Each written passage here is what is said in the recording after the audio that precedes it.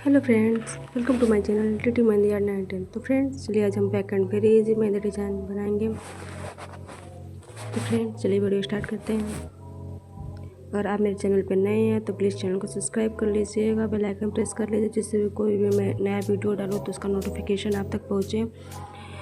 और फ्रेंड्स अगर आप लोग कोई डिज़ाइन बनवाना है तो प्लीज़ आप लोग कमेंट में बताइए कि आप लोग कौन सा डिज़ाइन पसंद है, वो मैं ज़रूर बनाने की कोशिश करूँगी। वीडियो को फुल वॉच कीजिएगा, अपने फ्रेंड में भी शेयर कीजिएगा फ्रेंड्स।